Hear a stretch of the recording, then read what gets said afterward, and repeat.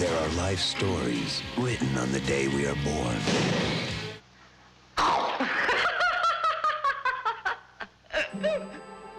Their values are from the 50s. Their homes are from the 60s. And their music is from the 70s. Let's start chasing. So, are we having fun yet or what? But now, this sleepy little town is about to become cool as ice. Drop it.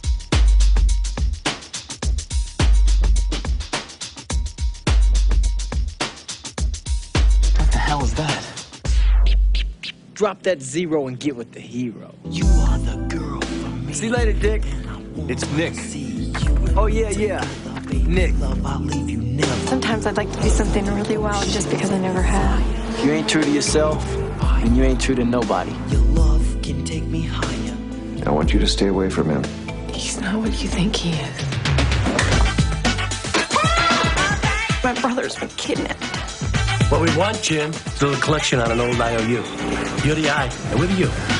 You're all wrong. He didn't do anything. Come on, get on. How can you know that, Catherine? I trust him, Dad. Vanilla Ice is going to take an uncool world and chill it to the bone. Well, I hope you like being a biker chick, because you're not going to see me or my car again. Imagine that. From Universal Pictures, Cool as Ice.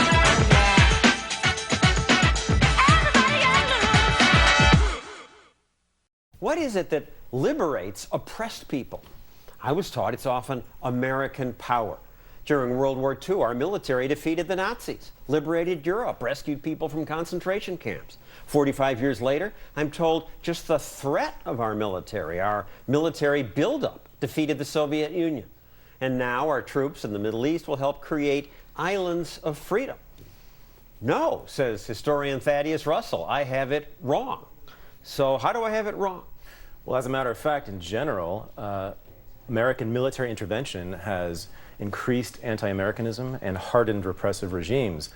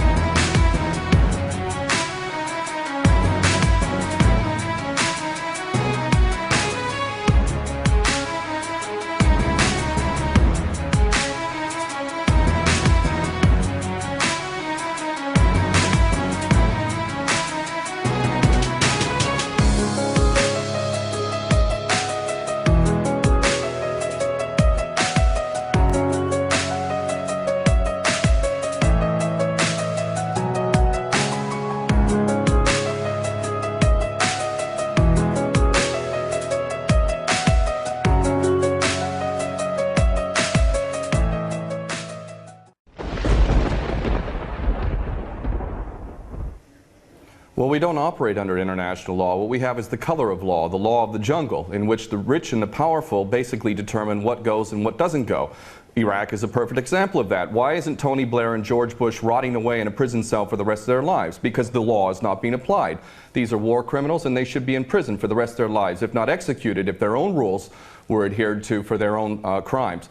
Not only that, but we need to really understand the truth here. First off, all of these players, these politicians, are nothing more than puppets. They don't serve the people. There is no real democracy. They really serve the rich and powerful who run the world, and that would be the bankers who control the money supply. The bankers, of course, make huge amounts of money. Whether they make bad investments or not, wars are great for them, and ultimately they control the politicians, and that is why we see these policies.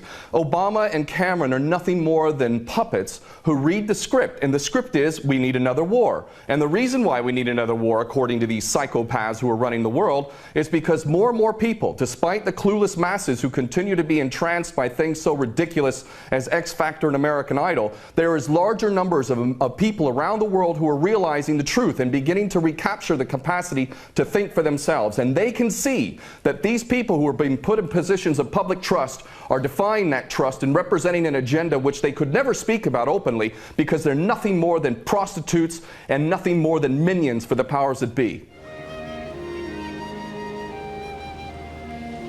Help! Here! Caleb! Hey, it's him! It's my father! Help! It's him! Get him! My father! Get him! Caleb, please. Let go. Hold it! Let go. Hold it! It's okay. It's okay. Don't hurt him. Listen, you're gonna be all right. It's okay.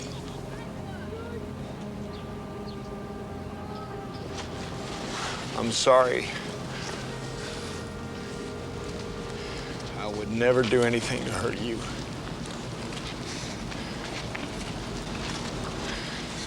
Please try and understand that. No. It's okay. I can't keep him against his will. Þú ert að vera honum fyrirmynd, ha? Þú ert að fá nýtt tækifæri í lífinu. Skilur það ekki, drengur?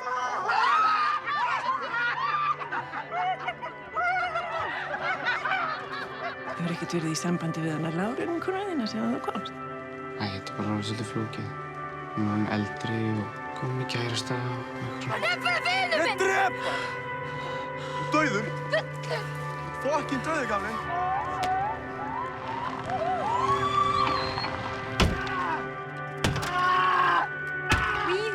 Ríða. Það eina sem strákar hugsa er að fá ríð.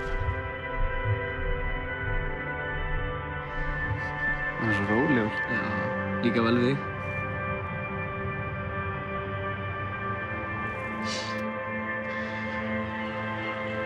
Mamma, please, komdu bara heim. Af hverju get ég ekki bara farið til þín?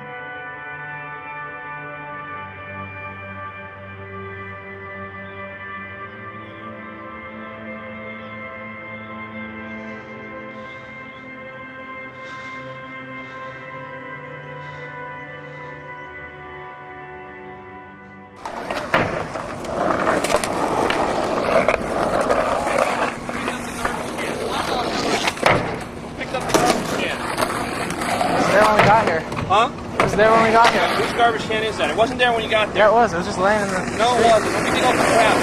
I thought it was. Right? Next time I call the sheriff.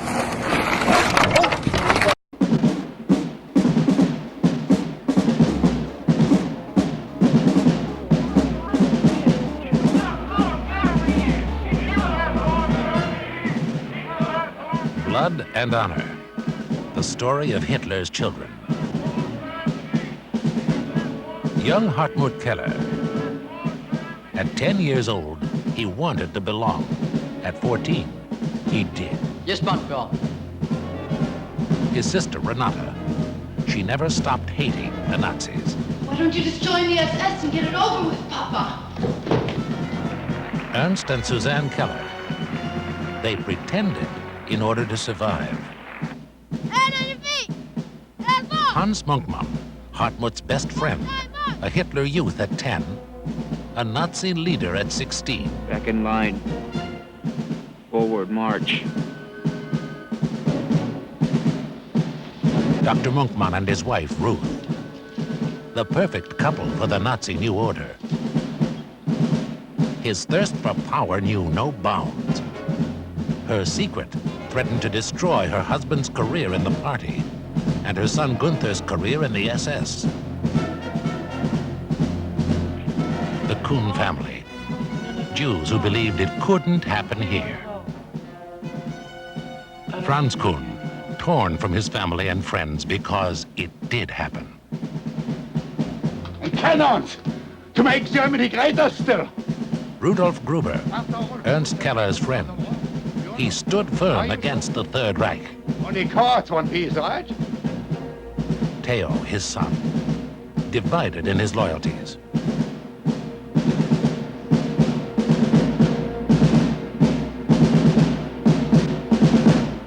Blood and honor. The story of Hartmut Keller, his family, his friends, and their families in Nazi Germany from 1933 to 1939. The story of the evolution of a Nazi. Like Vernon Howard said, we can accept that God can become man to save man, but we can't accept that man can become God to save himself. It's one of the most powerful statements I've ever heard. And so what is that dependency in human beings that makes them refute that? No, it's Jesus who's meant to do it. Muhammad, Allah, what are you talking? Oh, that's all that humanist stuff. Man being his own God. Oh, satanic evil. So we already know that, that's not a common held theory. But wait a minute. What then is the motive that makes people refute that statement? Before we get into what they're into, you're a Christian. Why would you feel motivated to not accept that man is his own savior? I'm very interested in that. I'm very interested in as to why you, not the cult, not the clan, not your guru, why you would, have a problem with that. The day he finally stands up for himself and says, I wish you bullies were basically out of my life, then he gets arrested. Well, they call me Brantina, homo. He's been the victim of sexual harassment, homosexual comments, references, vandalism. They've broken his glasses.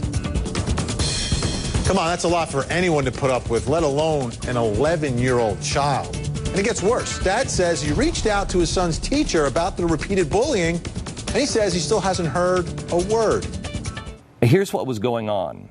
The school board decided that they, instead of actually engaging with the parents in a back-and-forth question and answer session, that your questions, all the answers to your Common Core questions, would need to be written down on paper and then handed in to the school marm.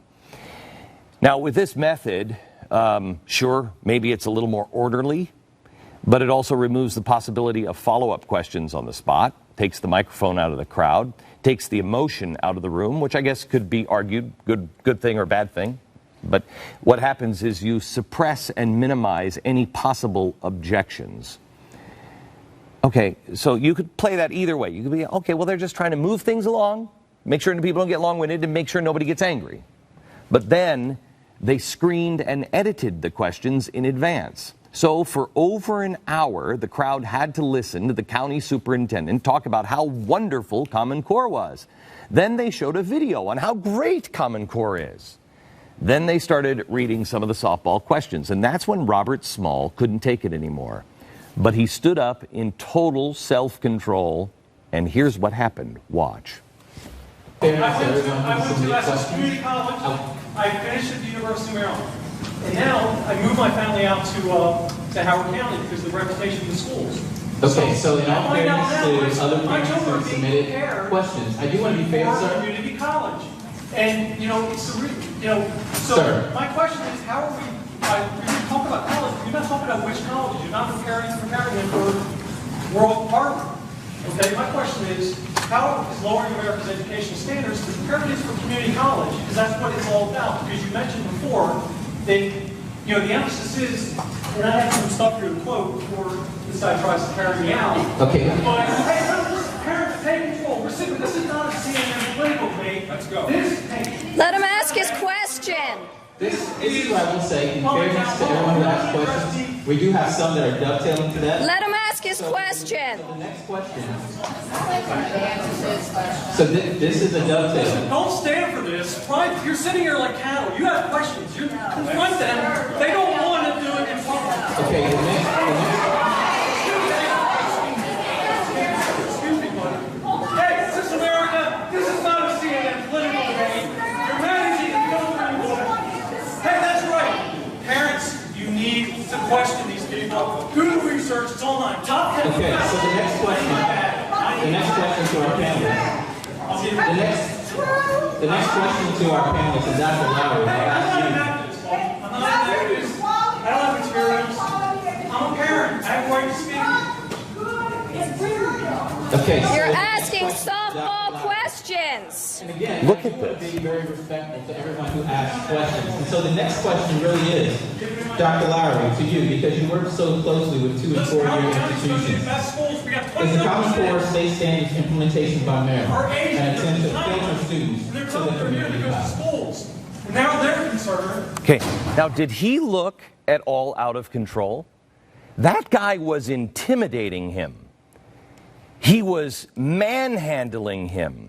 This is the way it used to happen in Mother Russia, not America. Now here's the kicker.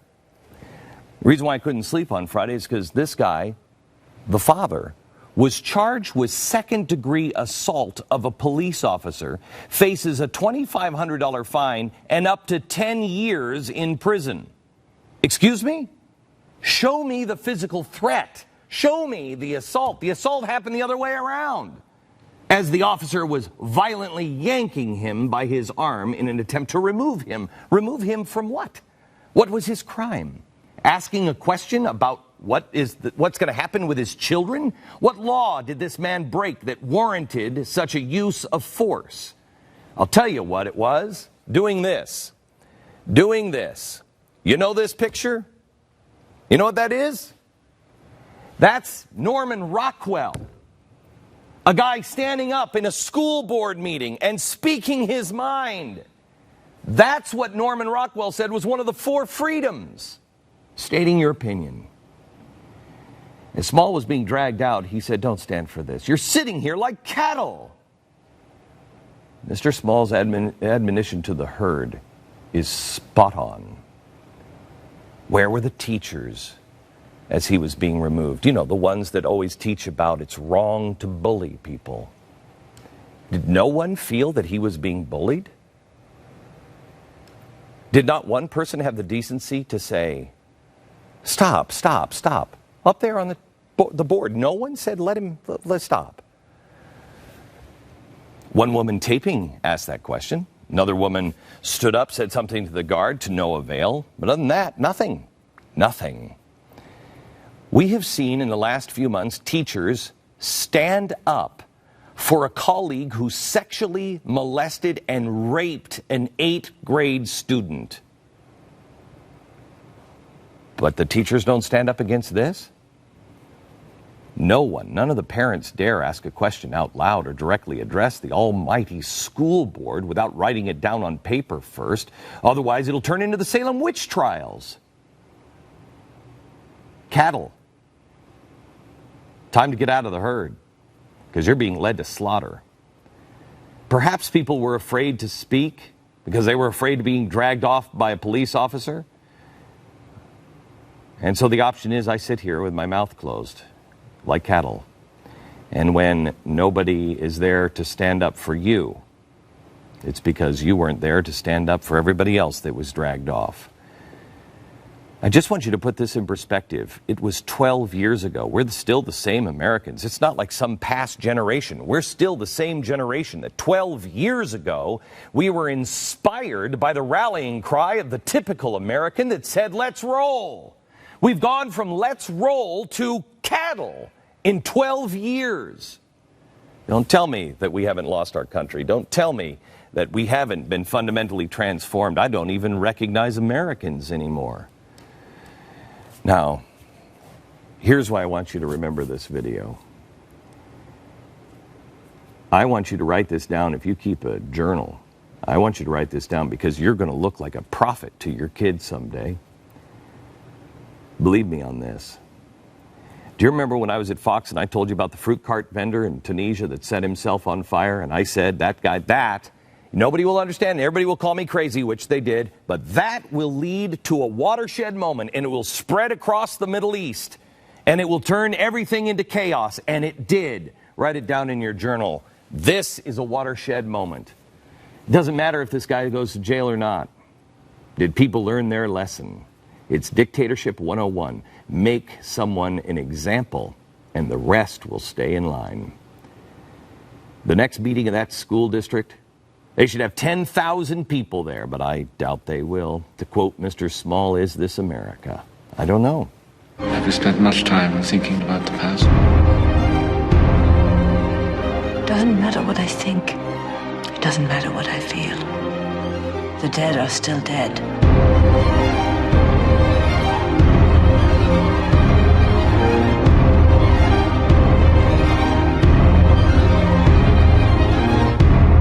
How wrong can you be? What's your problem, punk? Nothing. You got some ID? How old are you? 13. 13? I'll put you off, put handcuffs on you, put you in my car. Where do you smiled. live? Where do you live? Where's Val? Yep. We didn't even do anything. No, what did I do, officer? Get in my car, they'll take you home. Excuse me, officer. I'm sorry, we're leaving. I was leaving, sir. Hey, we're Let me leaving go. right now. Please let go of my You're arm. trespassing. I'm leaving. You're I didn't even- trespassing. Ow! What are you doing? Hey, man, we're leaving. Let go of me, You please. just told us to leave and we're leaving. I'm really leaving, Adios. sir. You guys are leaving, he's not. Why can't I leave, sir? Ow! Ow! Officer, this hurts really bad. I didn't do anything. Hey, man, we were I'm just leaving. right now. Ow! My arm! Anybody else want to join him? Can I please leave, sir? No, take you home.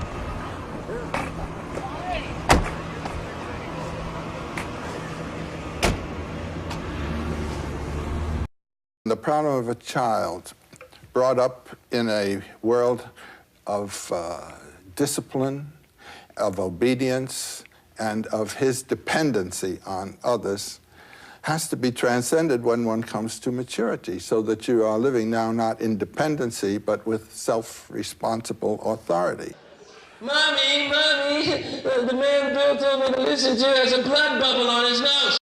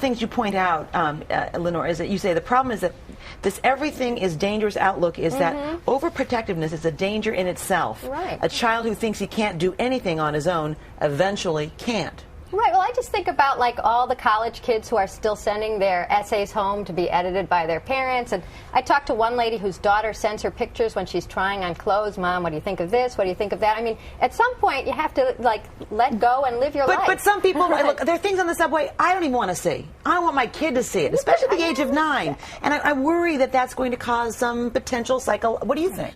The original collision between our reasoning faculties and any form of organized faith, this is my book, though it must have occurred before in the minds of many, is probably exemplified in the trial of Socrates in 399 BC. It does not matter at all to me that we have no absolute certainty that Socrates even existed. The records of his life and his words are second-hand, almost but not quite as much as are the books of the Jewish and Christian Bible and the hadiths of Islam. Philosophy, however, has no need of such demonstrations because it does not deal in revealed wisdom.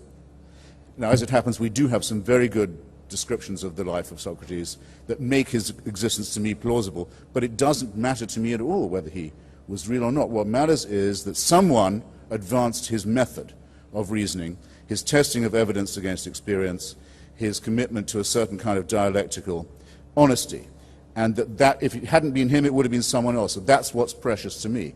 And that he never said, you've got to believe in everything I say, or go to hell or heaven.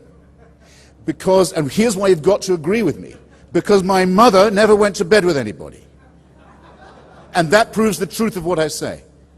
Or by the way, I must have looked very dead when they took me down from the cross, but I didn't die. And that proves my point. I'm willing to grant it all. I'm willing to grant the Immaculate Conception first, then the virgin birth, then the resurrection, and the Annunciation and the Assumption. I'm willing to grant all of it. It doesn't prove the truth of the proposition that you should take no thought for the morrow. The central doctrine of Jesus of Nazareth, take no thought for the morrow. No investment, no thrift, no care for your children, that you should abandon your family, not worry about construction, about investment, about anything. Just follow me. A ridiculous and immoral proposition that, as C.S. Lewis so cleverly, and I must say for him, very honestly puts it, means that the man must either have been a maniac, a sick man, an evil man, or he must have believed that the world was coming immediately to an end, and that he was commanded to announce this fact to the deluded Bronze Age inhabitants of Palestine. Because if he didn't believe that, and if he didn't believe he was divinely mandated, then his words would not have been inaccurate or false, they would have been wicked. They would normally be completely isolated as latent criminals, but we allow them into the outside world for a single purpose, to flush out and hunt down criminals just like themselves. They're nothing more than hunting dogs. The best way to track a beast is with a beast. We call them enforcers. Each one of them is your subordinate. Hold on! What are you planning to do now? I'm going to stand next to this woman named Yuki Funahara, and I'm going to kill her.